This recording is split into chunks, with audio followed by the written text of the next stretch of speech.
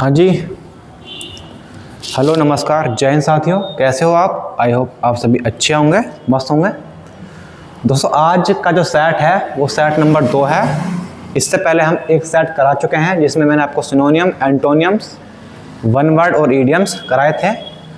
और ये जो किस एग्ज़ाम से रिलेटेड है, ये सभी एसएससी के एग्ज़ाम से रिलेटेड है और यहाँ तक आपके डिफेंस। ठीक है, तो अब स्टार्ट करते हैं। दोस्तों आज जो सबसे पहले हम स्टार्ट करने वाले हैं वो है इडियम्स। ठीक है, पहले इडियम्स करते हैं, उसके बाद हम सिनोनिम्स पर चलेंगे। ठीक है, तो चलिए सबसे पहले चलते हैं हम इडियम्स की तरफ।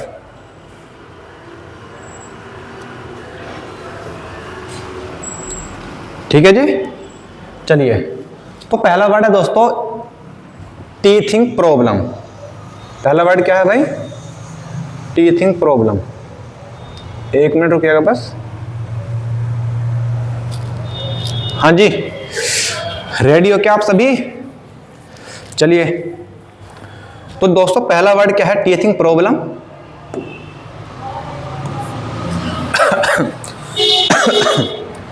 देखो, टीथिंग प्रॉब्लम का मतलब क्या होता है?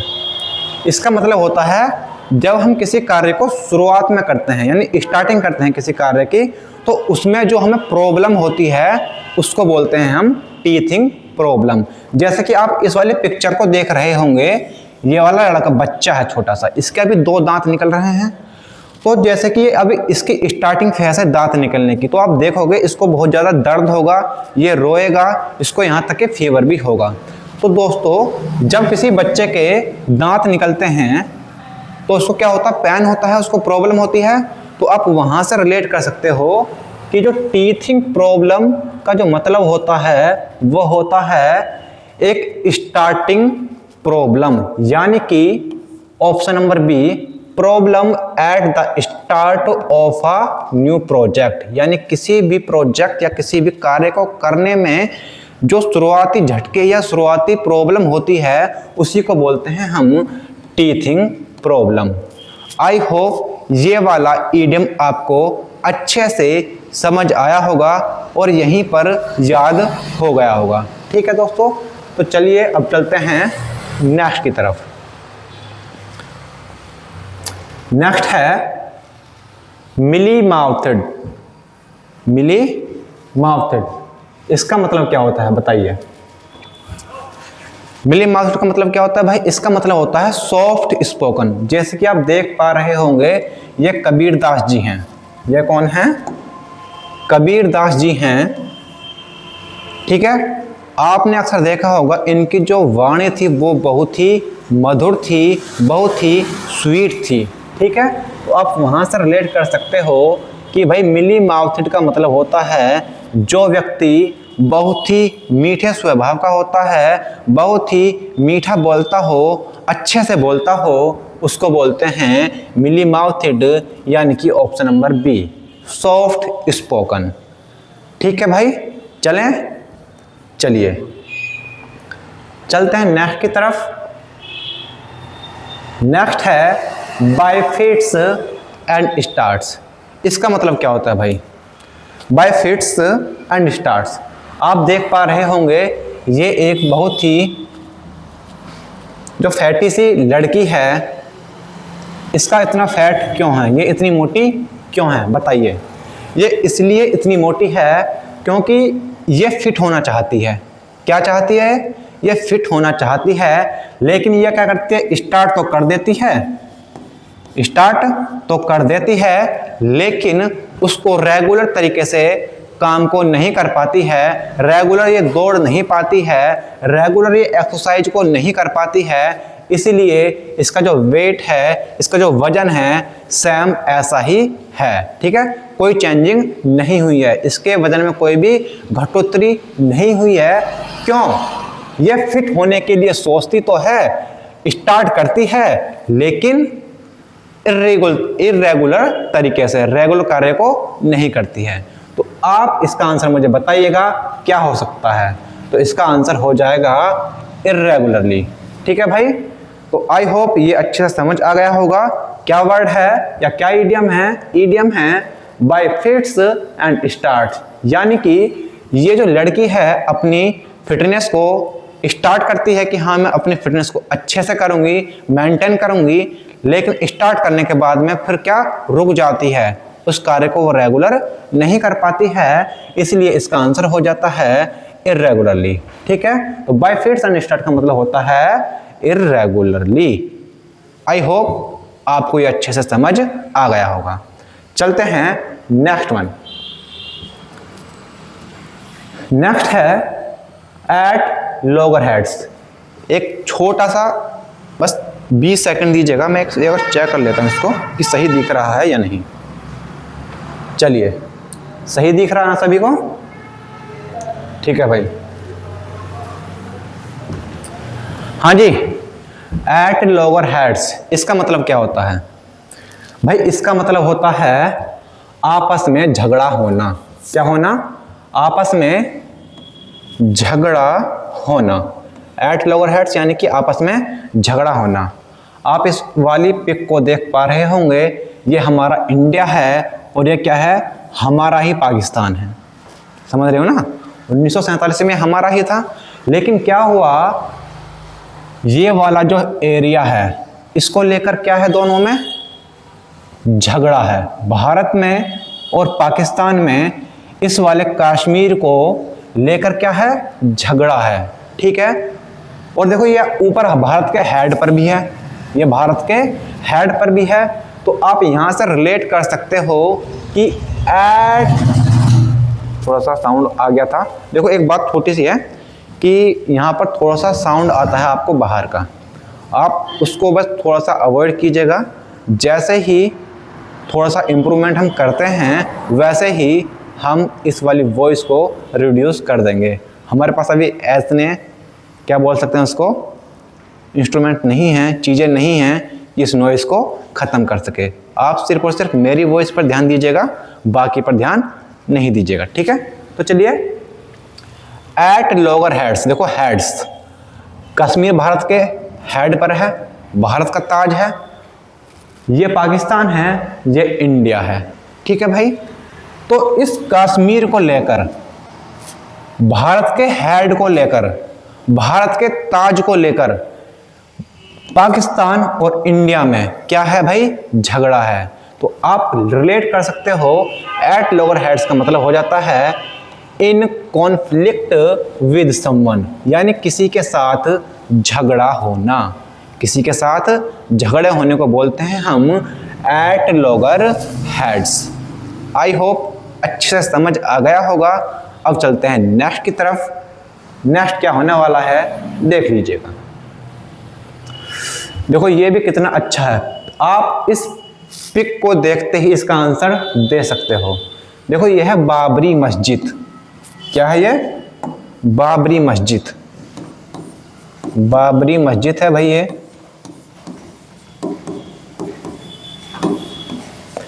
फिलहाल अब इसकी जगह क्या बन चुका है? राम मंदिर। क्या बन चुका है? भगवान श्री राम जी का मंदिर बन चुका है। ठीक है, अब मुझे बता दीजिएगा इसका आंसर क्या होने वाला है। आप अपने आप ही बता सकते हो, बताइए। तो भाई ए मूट पॉइंट, ए मूट पॉइंट का मतलब क्या होता है? इसका मतलब होता है झगड़े की जड़। क्या? झगड़े की जड़, यानी कोई एक ऐसी जगह है या कोई एक ऐसी बात जिससे क्या हो, झगड़ा पैदा हो, उसको बोलते हैं हम ए मूट पॉइंट। जैसे कि ये जो बाबरी मस्जिद थी, क्या थी वो? एक झगड़े की जड़ थी, एक मूट पॉइंट थी। तो इसका आंसर हो जाता है डिस्प्यूटेड। डिस्प्यूटेड का मतलब भी क्या होता है भाई? झगड़े की जड़। ठीक है, बात समझ आई आपको? चलें, चलिए अब चलते हैं नेक्स्ट। हाँ जी, टू ड्रॉ द लॉन्ग बो। टू ड्रॉ द लॉन्ग बो का क्या मतलब होता है? देखो आप इस आदमी को देख रहे हो ना, आप इस आदमी को देख पा रहे होंगे, इस प्रकार से क्या कर रहा है? एक धनुष को खींच रहा है। ठीक है, तो टू ड्रॉ द लॉन्ग बो का मतलब होता है किसी भी बात को बढ़ा चढ़ाकर बताना। किसी भी बात को बढ़ा चढ़ाकर बताना। आपने अक्सर देखा होगा जो गांवों में महिलाएं होती हैं, या फिर आज के समय में कह सकते हैं कि जो बुजुर्ग लेडीज़ हैं, है ना, वो एक दूसरे से जाकर क्या करती हैं, बुराइयां करती हैं और चीज़ों को बढ़ा चढ़ाकर बताती हैं। ठीक है, कि अरे दारी, मैंने तो उसकी लड़की को उसके लड़के के साथ देखा था, जबकि देखा ना हो, लेकिन हाँ देखा था। मैंने उसको ऐसे बाइक पर, ऐसे कंधे पर हाथ रख के उस लड़के के साथ जा रही थी। ठीक है, इस प्रकार से एक दूसरे को वो बातों को बढ़ा चढ़ाकर बताते हैं। उनमें जो है हमारी दादी भी शामिल है, हमारी दादी भी क्या है, शामिल है। बातों को बढ़ा चढ़ाकर बताती हैं, पूरे मोहल्ले में बताती हैं भाई कि भैया उसके लड़के के पास मत बैठना, वो बहुत ही बिगड़ा हुआ है, देख रहे हो आप। तो भाई ऐसी महिलाएं जो पूरे मोहल्ले में, पूरे गांव में बातों को बढ़ा चढ़ाकर बताती हों, एकदम इस तरीके से धनुष को खींचकर बताती हो, तो उसको बोलते हैं टू एग्जरेट। टू एग्जरेट का मतलब भी क्या होता है, किसी भी बात को बढ़ा चढ़ाकर बताना। आई होप ये अच्छे से आपको समझ आ गया होगा। तो टू ड्रॉ द लॉन्ग बो यानी किसी भी बात को बढ़ा चढ़ाकर बताना। चलें भाई, चलिए नेक्स्ट है फ्लाई इनटू अ पैशन। भाई फ्लाई इनटू अ पैशन का मतलब क्या होता है बताइए।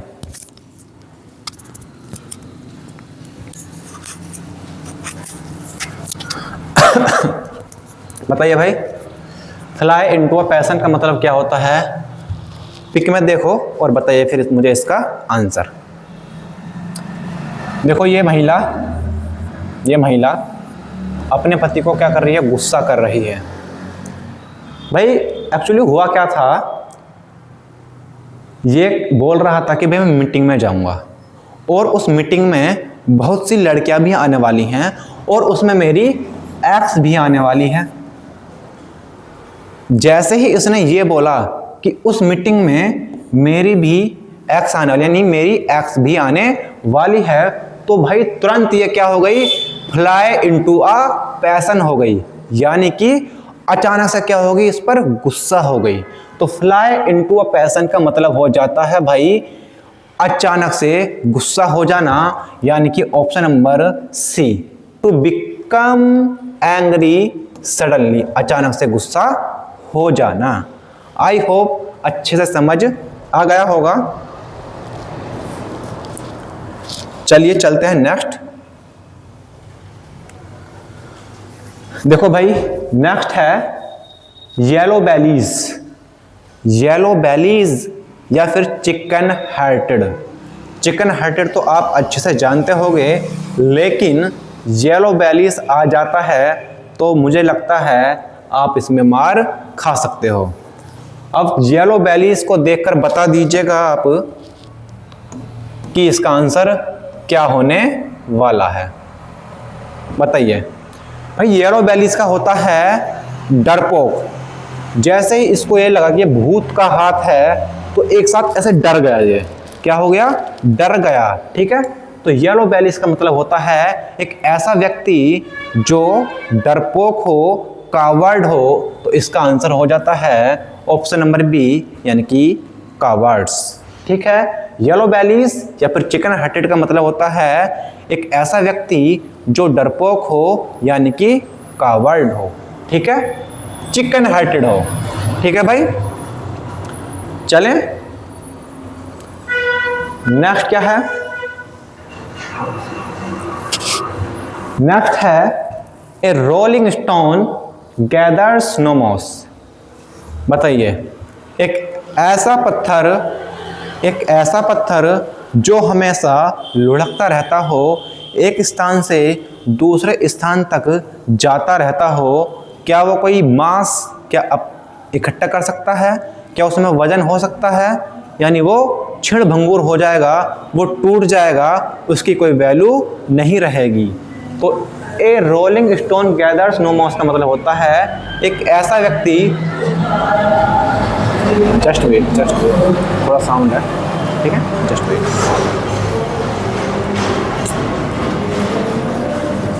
चलिए ठीक है, हाँ जी, स्टार्ट करते हैं फिर से।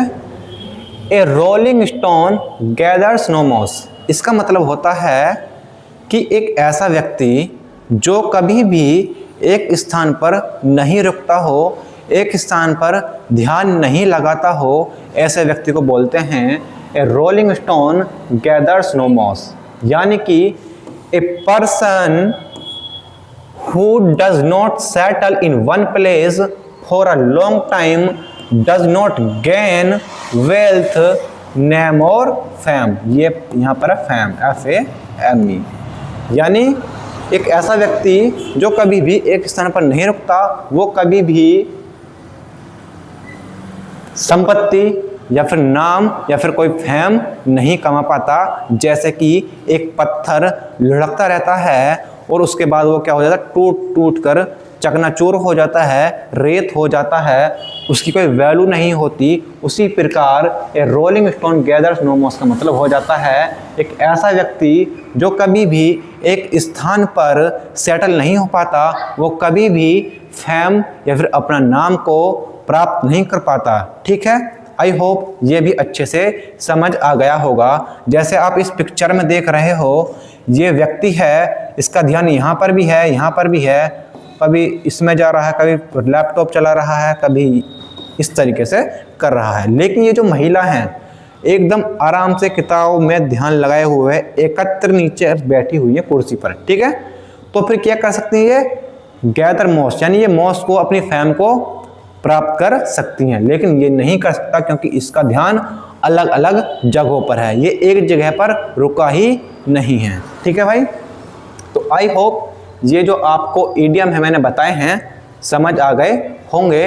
अब चलते हैं हम नेक्स्ट की तरफ। नेक्स्ट क्या है, सिनोनिम्स। भाई आपको मैं क्लास में ही याद करा दूंगा।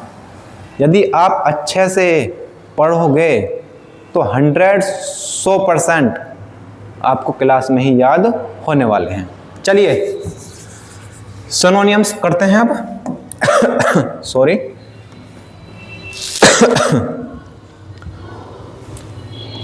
बोरिस, क्वेश्चन नंबर फर्स्ट है बोरिस। बताइए बोरिस का मतलब क्या होता है। इसका मतलब होता है असभ्य। इसका मतलब क्या होता है भाई, इसका मतलब होता है असभ्य लोग। जैसे कि ये हमारे, ये तो अंग्रेजी है ना, ये इंग्लिश मीडियम का आदमी है, न्यूयॉर्क में जा रहा है, एकदम न्यूयॉर्क की सड़कों पर दारू की बोतल लेकर गाली देते हुए जा रहा है। तो ये कैसा है भाई, ये बोरिस आदमी है। कैसा पर्सन है ये बोरिस पर्सन है ना। इसका कोई सभ्यता नहीं है कि हाँ भाई हमें सड़कों पर कैसे चलना चाहिए, हमें सड़कों पर दारू पी के, शराब पी के नहीं चलना चाहिए, हमें ड्रिंक नहीं करनी चाहिए जब हम सड़क पर चल रहे हो। ठीक है, तो ऐसे लोगों को बोलते हैं हम बोरिस, यानी कि असभ्य। आई होप ये बात आपको समझ आ गई होगी कि बोरिस का मतलब होता है असभ्य, यानी कि रूड, एकदम रूड सा व्यवहार करते हैं वो। ठीक है, अनरिफाइंड, देखो रिफाइंड ऑयल आपने सुना होगा कि वो साफ है, अनरिफाइंड यानी कि वो गंदा है, उसमें कोई सभ्यता नहीं। यदि आप पर्सन के लिए यूज करते हो तो असभ्य हो जाता है। ठीक है, यदि कोई व्यक्ति या पर्सन अनरिफाइंड है तो वो कैसा है, असभ्य है, इम्पोलाइट है। ठीक है, वो कोर्स है, कोई सभ्यता नहीं है। अनकौथ, अनकौथ का मतलब भी क्या होता है, असभ्य, और इम्पोलाइट मैंने आपको बता ही दिया है। और अनसिविलाइज्ड, देखो सिविलाइज्ड तो सभी को पता है, सभ्य, और अनसिविलाइज्ड यानी कि जो सभ्य ना हो, यानी कि असभ्य हो। ठीक है, तो इसका आंसर बताइए क्या होने वाला है, सिनोनिम बताइए। तो इसका आंसर हो जाता है चार्लिस।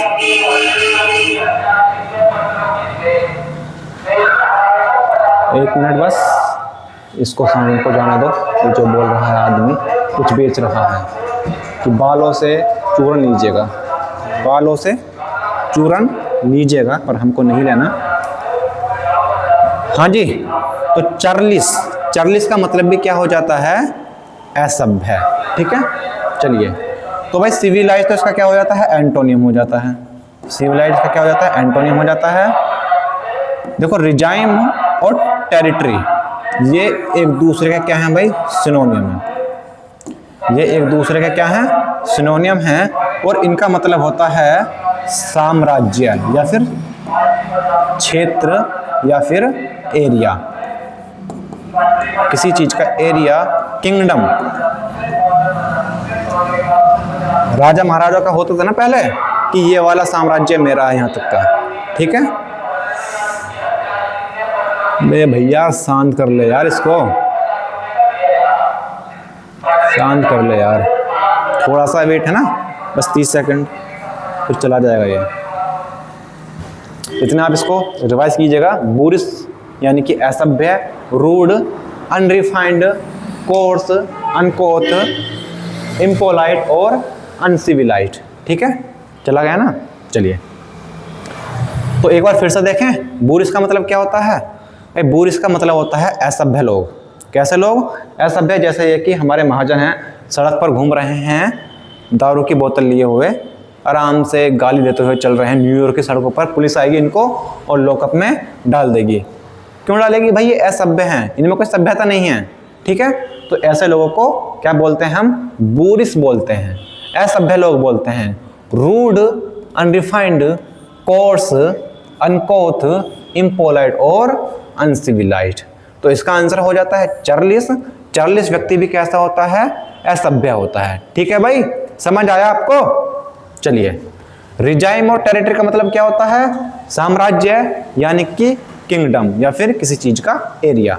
ठीक है, चले नेक्स्ट। जैसे एग्जांपल देख लीजिएगा आप, the boorish behaviour of some tourist is embarrassing, यानी कि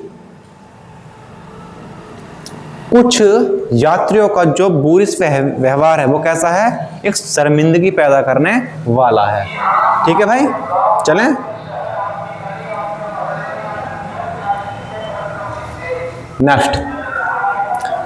नेक्स्ट है भाई ऑब्ट्यूस।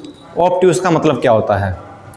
आप एक फिगर देख रहे होंगे कि एक महाजन जी डेड लिफ्ट कर रहे हैं, किस पर, इस गोल बॉल पर कर रहे हैं, इस गोल बॉल पर कर रहे हैं। क्या आपको लगता है कि इस पर ये कर पाएंगे, इस गोल बॉल पर कर पाएंगे क्या डेड लिफ्ट, बताइए आप, नहीं कर पाएंगे ना। तो कैसा व्यक्ति है भाई ये मूर्ख व्यक्ति है। कैसा व्यक्ति है, मूर्ख व्यक्ति। इसको पता ही नहीं है कि इस पैसे में गिर भी सकता हूं। ठीक है, तो आप ऑब्ट्यूस का मतलब हो जाता है एक ऐसा व्यक्ति जो मूर्ख होता है। अच्छा, आप एक बात सुनिएगा, ये क्या है एक, हाँ जी, ये 90 डिग्री का है। ठीक है, यदि मैं इसको करता हूं इस वाले एंगल को, तो ये कौन सा एंगल है, एक्यूट एंगल है। ठीक है, और यदि मैं इस वाले को करता हूं पूरे को, तो ये कौन सा एंगल है, ऑब्ट्यूस एंगल है। कैसा है, ऑब्ट्यूस। ठीक है भाई, तो बताइए, यदि किसी का जो माइंड है एक्यूट यानी इतना है, यानी शार्प माइंड है, ठीक है, तो वो एक्टिव एकदम। लेकिन जिसका इतना मोटा दिमाग है, मोटी बुद्धि का हो, यानी कि ऑब्ट्यूस एंगल के बराबर का उसका दिमाग हो, तो ऐसे व्यक्ति को बोलते हैं हम मूर्ख। यानी ऑब्ट्यूस का मतलब हो जाता है मूर्ख व्यक्ति। ठीक है भाई, चलिए। तो ऑब्ट्यूस यानी कि मूर्ख व्यक्ति, यानी कि अनइंटेलिजेंट, वो इंटेलिजेंट नहीं होता है, डम्ब, बिल्कुल एकदम ड्राम की तरह डम्ब है बिल्कुल। ठीक है, मूर्ख है। स्टूपिड तो आप सभी लोग जानते हैं, मूर्ख। इम्बेसाइल, इम्बेसाइल का मतलब भी क्या होता है, मूर्ख व्यक्ति होता है। और ब्लंट का मतलब भी मूर्ख। और फैचुअस, फैचुअस भी क्या होता है, मूर्ख ही होता है।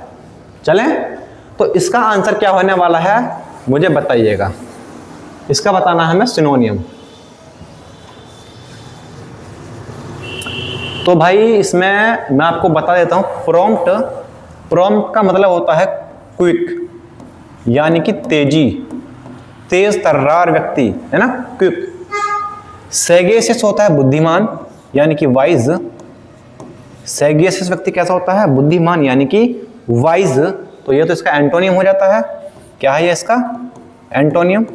ये मूर्ख है, ये बुद्धिमान है, तो एंटोनियम हो जाता है ये। जेनरिक, देखो जेनरिक का मतलब होता है साधारण। कैसा होता है? साधारण, यानी कि कॉमन। कैसा?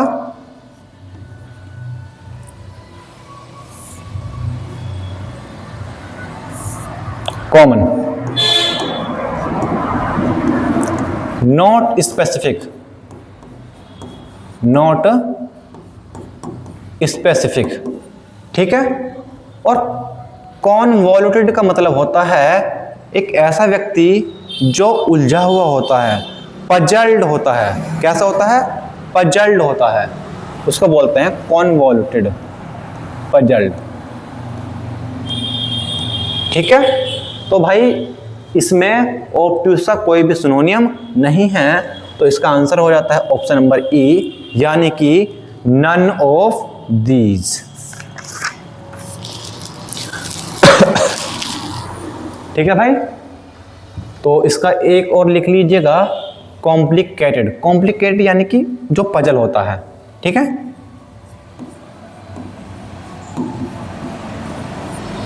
कॉम्प्लिकेटेड, COMPLICATED,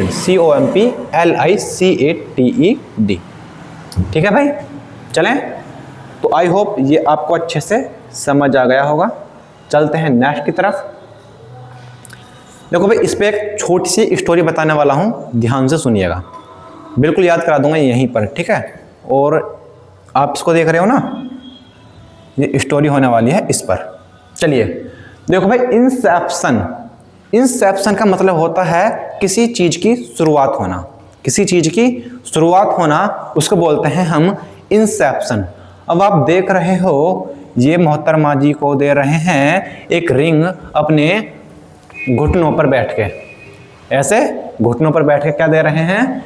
एक रिंग दे रहे हैं कि आप मुझसे शादी करोगी क्या, आप मुझसे प्यार करती हो। ये अपने प्यार का इजहार कर रहे हैं, और यहीं से इनका प्यार का क्या हो जाता है? इंसेप्शन हो जाता है, शुरुआत हो जाती है। लेकिन क्या होता है भाई? लेकिन क्या होता है? 2 दिन बाद ही इनका भाई का हो जाता है ब्रेकअप। क्या हो जाता है? ब्रेकअप। एक्चुअली एक मेरा दोस्त था, वो पढ़ने आता था, और एक लड़की थी, वो भी पढ़ने आती थी, ठीक है। तो उस लड़की ने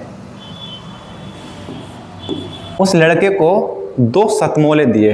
देख रहे हो आप, 2 सतमोले। इस प्रकार से लड़का अपना आराम से चुप बैठा हुआ था, पढ़ रहा था, और लड़की शायद देख रही थी उसको, ऐसे ही वैसे ही मुझको बता रहा था। तो उसने भाई ऐसे उसको सतमोला दे दिए। उसने भैया उठा लिए, और जैसे ही उठाए तो दोनों में क्या हो गया? सतमोले वैसे खट्टे होते हैं थोड़ा सा, हल्का सा, लेकिन वहीं से दोनों में एक लव की शुरुआत हो गई, एक प्यार की क्या हो गई? इंसेप्शन हो गया। प्यार की क्या हो गई? शुरुआत हो गई। लेकिन भैया हुआ क्या? हुआ क्या? 2 दिन बाद ही इनकी जो प्रेम कहानी है वो क्या होगी? खत्म हो गई। वो खत्म क्यों होगी? क्योंकि उस लड़की ने उसको सिर्फ 2 ही सतमोले दिए थे। क्योंकि उस लड़की ने उसको 2 ही सतमोले दिए थे, इसलिए उनकी कहानी का जो अंत था वो 2 दिन में ही हो गया। तो बेचारे का लव शुरू होने से पहले ही क्या हो गया? एंड हो गया। तो भैया अब से उस लड़के को कोई भी जो लड़की सुन रही हो, 2 सतमोले नहीं, बहुत सारे सतमोले देने हैं, ताकि उनका जो लव है काफ़ी लंबे समय तक चल पाए, ठीक है। तो कोई भी लड़की ऐसी गलती नहीं करेगी, 2 शतमोले नहीं देंगी, ठीक है, बहुत सारे शतमोले देने, ट्रकों के ट्रक लदवा देने हैं, और ताकि आपका जो उसका रिलेशन है लंबा चल सके। तो इंसेप्शन का मतलब हो जाता है किसी चीज की शुरुआत होना, बेचारा उसकी जो लाइफ थी, उसका जो लव था 2 दिन ही चला, शुरुआत होने से पहले ही क्या हो गया, खत्म हो गया। तो इंसेप्शन का मतलब समझ आया आपको क्या होता है, किसी चीज की शुरुआत होना। तो उसकी शुरुआत लव हुई, लव से, इसकी भी यहाँ लव से शुरुआत हो रही है, लेकिन खत्म होने वाली है कुछ ही दिनों में। ये भी 2 दिन का मेहमान है बस, उस दोस्त की तरह जो मेरा दोस्त था, ठीक है। तो इंसेप्शन का मतलब क्या हो जाता है, किसी चीज की शुरुआत होना, यानी कि जेनेसिस। जेनेसिस का मतलब भी क्या होता है, किसी चीज की शुरुआत होना, बिगिनिंग आप सभी को पता है। एस्टैब्लिशमेंट, देखो एस्टैब्लिशमेंट का मतलब क्या होता है, क्या है, एस्टैब्लिशमेंट, इसका मतलब होता है किसी चीज की स्थापना। किसी चीज की स्थापना आपने अक्सर देखा होगा, जो कंपनियां होती हैं, जो कंपनी होती हैं उसको बोलते हैं ना कि इसकी स्थापना कब हुई, 1974 में हुई, 1895 में हुई, तो वहां पर इस वर्ड को हम यूज करते हैं, ठीक है। आउटसाइड, देखो आउटसाइड का मतलब होता है किसी चीज, सॉरी, मौसम की शुरुआत। आउटसाइड को बोलते हैं मौसम की शुरुआत। जब हम बोलते हैं कि किसी मौसम की शुरुआत होने वाली है, जैसे कि सर्दियों की शुरुआत होने वाली है, तो बोलेंगे आउटसाइड ऑफ द सीजन, मौसम की शुरुआत, ठीक है। तो इसका आंसर क्या हो सकता है, ऑप्शन नंबर डी, यानी कि कमेंसमेंट। कमेंसमेंट का मतलब भी क्या होता है, किसी चीज की शुरुआत होना, ठीक है। देखो डिफंक्ट, डिफंक्ट का मतलब होता है इनवैलिड, इनवैलिड, ठीक है भाई। तो आप देखोगे जैसे कि आर्टिकल 370, 370, अब जम्मू कश्मीर में कैसी हो चुकी है, वो डिफंक्ट हो चुकी है। यानी कि कोई एक ऐसा कानून या लॉ जो पहले था लेकिन वो अब प्रयोग में नहीं है, उस कानून या नियम को बोल सकते हैं हम डिफंक्ट, यानी कि इनवैलिड, और क्या भाई, डेड। डेड यानी कि वो अब नहीं है, वो खत्म हो चुका है, डिफंक्ट हो चुका है, ठीक है भाई। एबडक्ट क्या होता है भाई, इसका मतलब होता है किसी व्यक्ति या बच्चे को क्या कर लेना, किडनैप कर लेना, किसी को किडनैप कर लेना, यानी कि एबडक्ट, ठीक है भाई। वल्नरेबल का मतलब क्या होता है भाई, बताइए। हाँ जी, वल्नरेबल का मतलब होता है इजीली हार्म्ड, इजीली हार्म्ड, यानी जिसको आसानी से नुकसान पहुंचाया जा सके उसको बोलते हैं वल्नरेबल, या फिर डिफेंसलेस, डिफेंसलेस, ठीक है। यह भी क्या होता है, जिसको आसानी से नुकसान पहुंचाया जा सके। जैसे कि कोविड-19 में जो बुजुर्ग थे और छोटे बच्चे थे, उनको आसानी से क्या किया जा सकता था, नुकसान पहुंचाया जा सकता था। तो आप वहां पर बोल सकते हो वो चीज़ क्या हो जाती है, वल्नरेबल हो जाती है, ठीक है। आई होप ये चीज़ आपको अच्छे से समझ आ गई होगी। अब चलते हैं नेक्स्ट की तरफ। यार ये कैसा हो रहा, 1 2 2, अच्छा ये 2 बार लिख गया ना, चलो कोई नहीं। चलो भाई अब आ जाते हैं एंटोनियम। पहला वर्ड क्या है एंटोनियम का, फिकंड। देखो फिकंड का मतलब होता है उपजाऊ, क्या, उपजाऊ। जैसे कि हमारे जो खेत हैं वहाँ पर अच्छे अच्छे क्या होते हैं, गन्ने, गेहूँ हमें खाने के लिए मिलता है। वो किस लिए मिलता है, क्योंकि वो हमारी ज़मीन कैसी है, फिकंड है, उपजाऊ है, ठीक है भाई। तो फिकंड का मतलब होता है उपजाऊ, यानी कि वो फर्टाइल है। कैसी है वो, फर्टाइल है, फ्रूटफुल है, यानी वो फल देती है, ठीक है। प्रोलिफिक, उपजाऊ है भाई। यील्ड, देखो यील्ड का मतलब होता है क्या, उपज, और यील्डिंग यानी कि जो चीज उपजाऊ हो, ठीक है। और फ्रुक्टोशियस, इसका मतलब भी क्या होता है भाई, एक प्रकार से जो जमीन या भूमि या लैंड कैसी हो, उपजाऊ हो, उसको बोलते हैं हम फ्रक्टोशियस। फर्टाइल, फ्रूटफुल, प्रोलिफिक और यील्डिंग। जैसे कि ये जमीन देखो कितनी उपजाऊ है, कितनी फर्टाइल है। देखो कितने हरे हरे एकदम पौधे अच्छे से आ रहे हैं। तो ये जमीन कैसी है भाई, फर्टाइल है, फिकंड है, फ्रूटफुल है, प्रोलिफिक है और यील्डिंग है। ठीक है, तो हमें इसका आंसर देखना है एंटोनियम। इसका एंटोनियम हो जाता है स्टेराइल। स्टेराइल का मतलब होता है बंजर। एरिड लैंड, कैसे लैंड, एरिड लैंड। ठीक है भाई, तो एरिड लैंड कैसी होती है, बंजर भूमि होती है। ठीक है, या फिर फर्टाइल होता है उपजाऊ, और इनफर्टाइल क्या हो जाता है, जो उपजाऊ ना हो, यानी कि इनफर्टाइल। इनफर्टाइल यानी कि जो उपजाऊ ना हो। ठीक है, एलोक्वेंट, बताओ भाई एलोक्वेंट का मतलब क्या होता है। इसका मतलब होता है जो बहुत ही फ्लुएंट बोलता है, यानी उसके बोलने में बिल्कुल भी झिझक ना हो, एकदम बिना रुके बोलता है, ऐसे व्यक्ति को बोलते हैं हम एलोक्वेंट यानी कि फ्लुएंट। FLUENT। फ्लुएंट समझ आया। हाँ जी,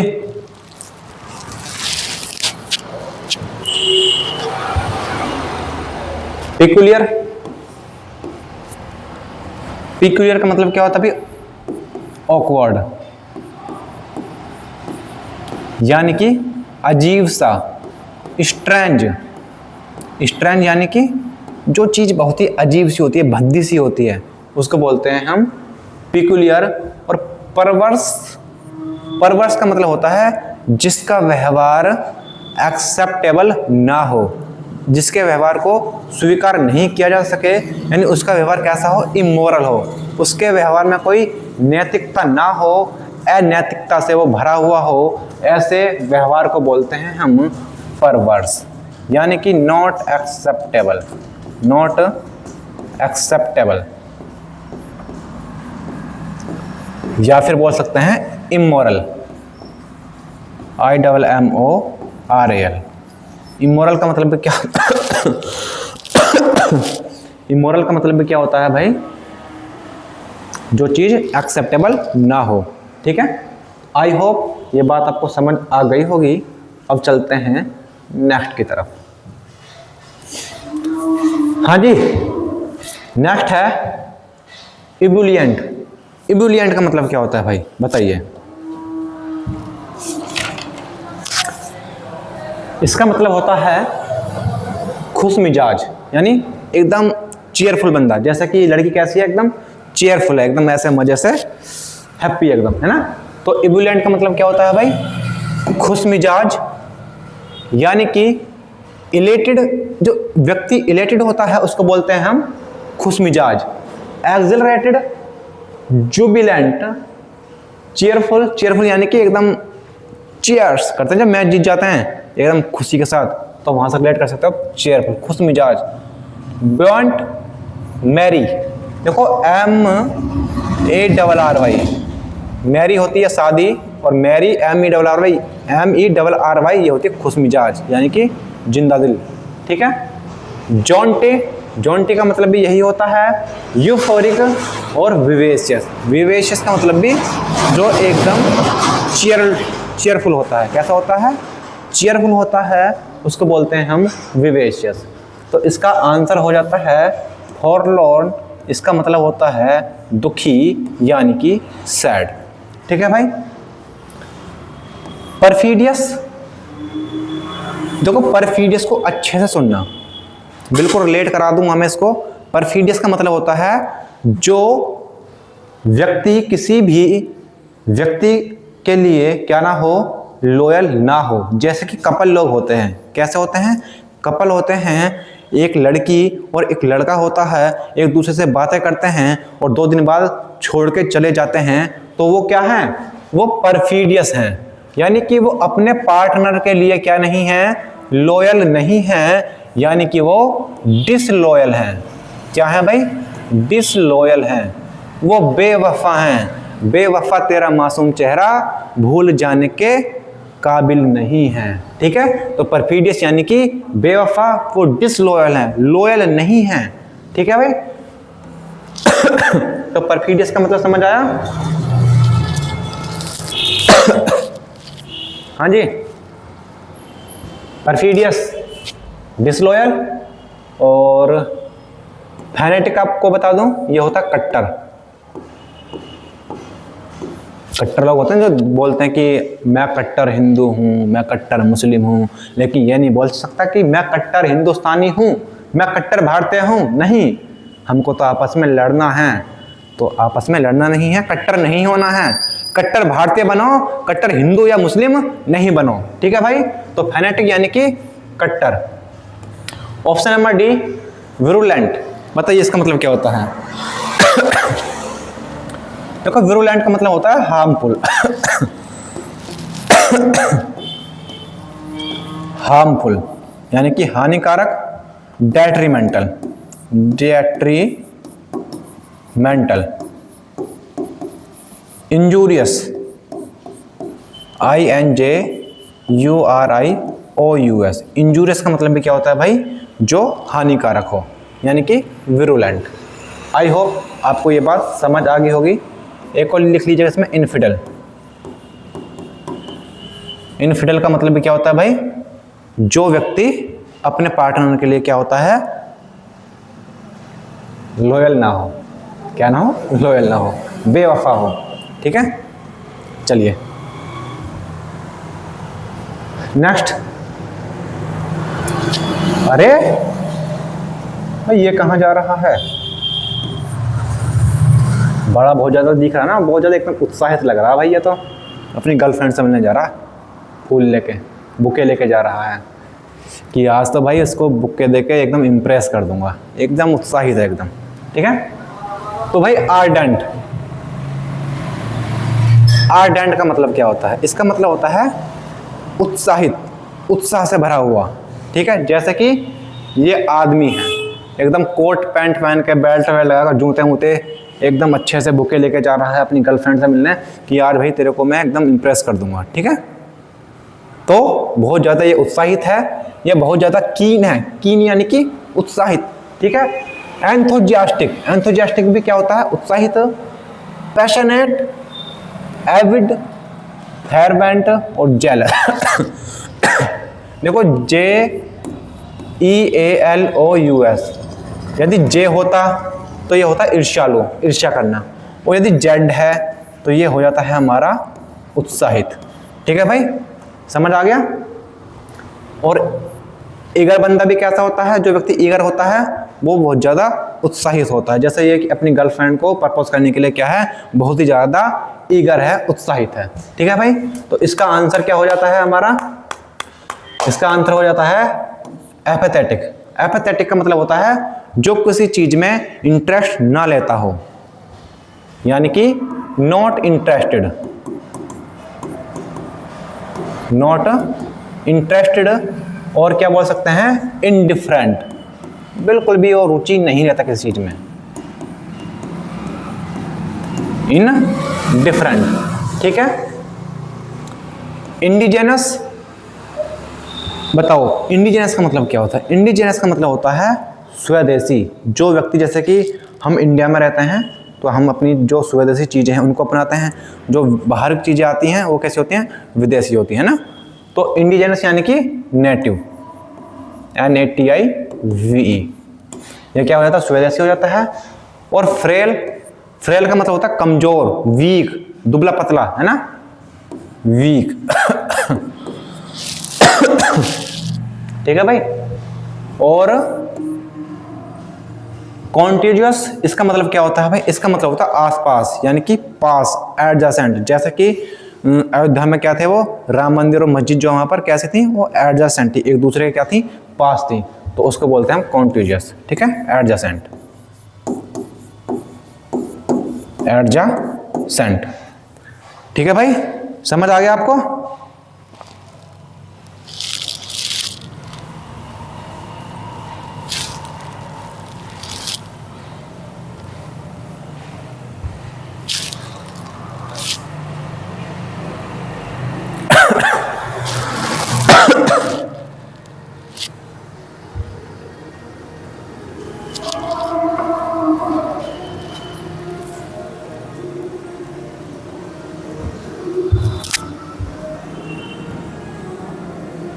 देखो भाई यहाँ पर ई और आएगा, INDIFFERENT और INTERESTED, ठीक है, और ये आएगा INDIFFERENT, ठीक है।